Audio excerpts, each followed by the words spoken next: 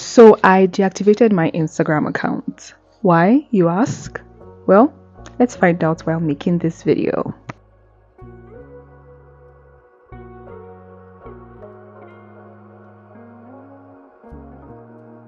The goal was to record this video outside, but yeah, it's not going to work. I have had a love and hate relationship with social media in general. As someone who struggles with anxiety, social media can get really overwhelming for me sometimes. Anyone who knows me personally knows me with taking social media breaks occasionally.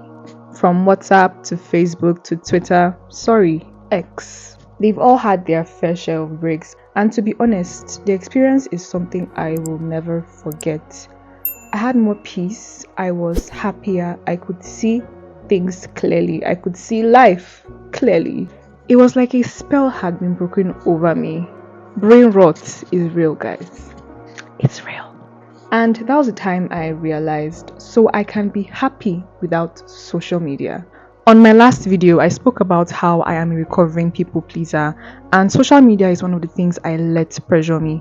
From the perfect lifestyle to matching a certain aesthetic to taking Instagram-worthy pictures, I started to overanalyze everything that I would post. From comparing myself to other women, questioning my financial status when I see someone my age or younger achieving great things, it made me feel like I wasn't going anywhere.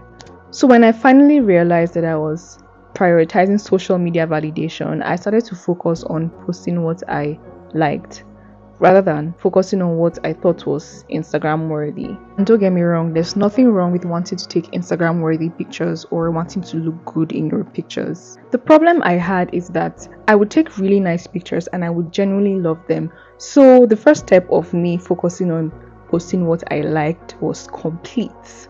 But another issue I discovered that I had was I would post really nice pictures and love them.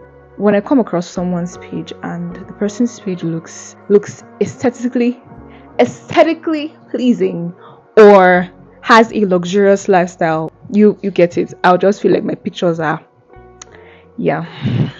I would just see another person's page and start comparing my page with theirs, and I'd be like, oh god, I've not gone anywhere. I still have a long way to go. Basically, that was how I would think.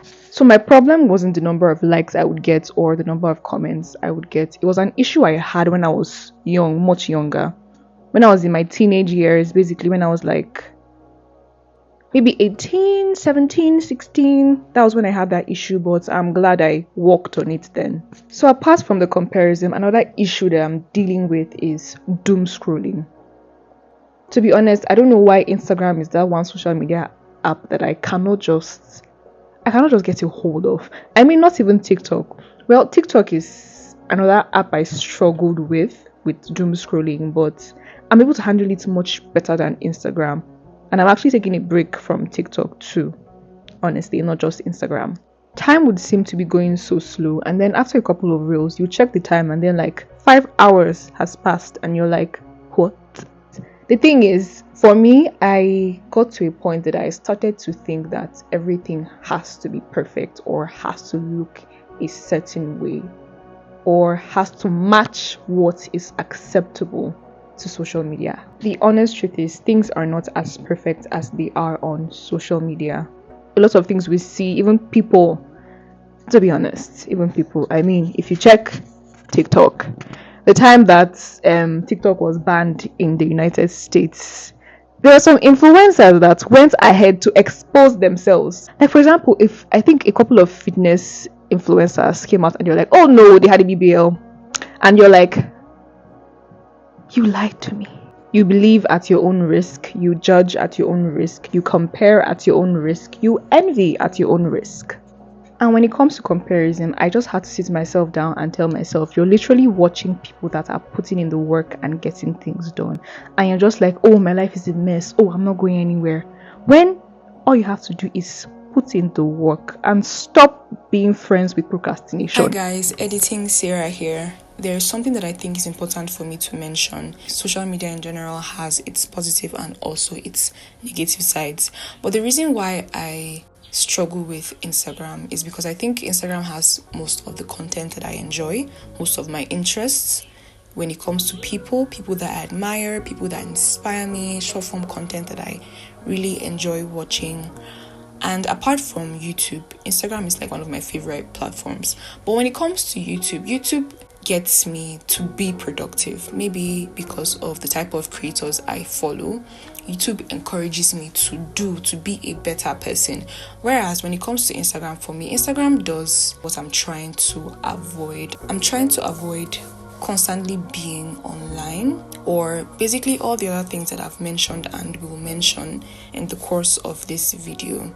Me deactivating my account isn't something that I just woke up and decided to do just like that. No, it took time. I was already limiting the amount of time that I spent on Instagram, to the point that my friends would send me reels and they would have to tell me before I watched that reel. But it got to a point where I just decided, okay, I think deactivating is going to be best for me. So this isn't me telling you that you have to deactivate your account if you can't handle it. No, you can just limit the amount of time you spend on any social media platform you think is affecting your productivity in any way. I think the wake-up call for me was a day that my phone notified me, and it was telling me that I was on my phone for 9 hours. And I was like, 9 hours? 9 hours? Okay, we need to do something about it. I'm yapping too much. Let me let you guys continue watching the video. I just recorded a whole portion and my mic is messing up. So I hope you guys can hear me clearly. One thing I would always tell myself when I find myself comparing my life with other people's life is that I am my own journey. My journey can never be the same with somebody else's journey. Even if my journey looks slower, it can never be the same. Even if it's going at the same pace, it can never be the same. The same way every single human being on this earth is unique.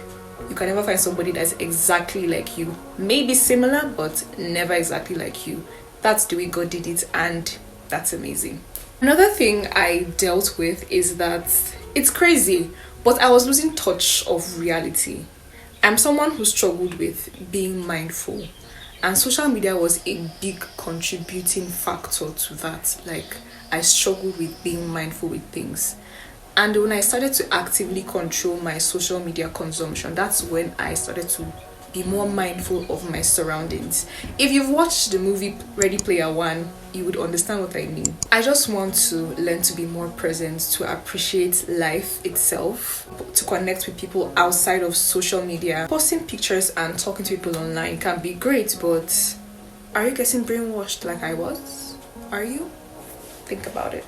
I want to focus on truly knowing myself and not the version of me I think Instagram, Facebook, or TikTok will like. I've given social media validation that I want to take back. I don't know how long this break will be, but for other social media apps, I'm just basically being online less and appreciating my surroundings. So if you're going through what I'm going through, take that break, or better still, control how much time you spend on social media. Apart from the comparison and the overconsumption, it was affecting my productivity like badly. I think that was the main things that really took a toll on me. I don't even know why I didn't talk about it in the beginning of the video, but bear with me. I just literally remembered that was one issue I had. Another thing that I didn't mention is that social media served as a distraction for me when I'm going through anything. But the truth is, after watching all the videos that you want to watch, you will still come back and meet your issues. So it's either you try to face them and work on them, or work on yourself, or you keep feeding yourself a temporal pleasure or a temporal escape. You might not realize how much you're missing in life because your whole attention is on your phone. I might be talking from personal experience, but I believe that there's someone who is struggling with what I was struggling and is still struggling with. It's good to share your life online, to be honest. I'm literally doing that. It's good to share your life, but there should be a balance. There should be a balance. Social media should not be your life. With that being said, please don't forget to like, share, subscribe, and let me know your thoughts in the comment section. If you've watched this video all the way to this point, thank you so much. I'm really grateful. I'm trying to grow my channel this year. I'm trying to be more consistent this year, so that I would really love it if you support me. See you on my next video. Bye.